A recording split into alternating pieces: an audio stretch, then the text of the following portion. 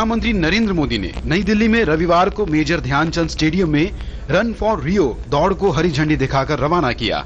इस दौड़ का मकसद राष्ट्र के प्रति गर्व प्रदर्शित करने और रियो ओलंपिक में भाग लेने वाले भारतीय खिलाड़ियों को शुभकामनाएं देने के अलावा देश की जनता को ओलंपिक की भावना और शक्ति से जोड़ना भी है। आजादी की 70वीं जयंती का तिरंगा फहराएंगे।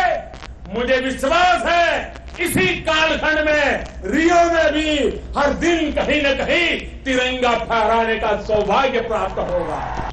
इस मौके पर प्रधानमंत्री ने कहा कि सरकार ने रियो ओलंपिक में चुने हुए खिलाड़ियों को तैयार करने के लिए हर संभव सहायता मुहैया कराई है।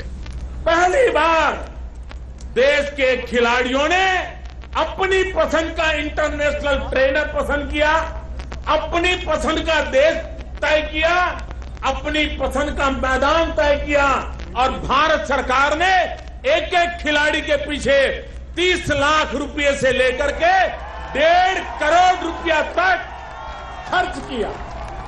ओलंपिक को ध्यान में रखते हुए ज्यादा से ज्यादा 15 करोड़ 20 करोड़ का बजट रहता रहा करता था। इस बार हमने ये बजट करीब 125 करोड़ तक पहुंचा दिया है।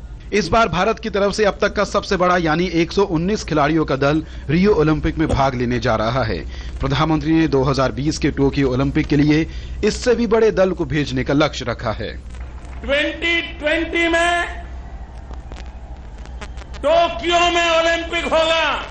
मैं मेरे देश के नौजवानों को आह्वान करता हूं, हिंदुस्तान के 600 से ज्यादा जिलों को आह्वान करता हूं, हर जिला संकल्प करे कि अगली बार टोक्यो के ओलंपिक में न सिर्फ मेरे राज्य का लेकिन मेरे जिले का भी कोई नुमाइंदा टोक्यो खेलने तक पहुंचेगा।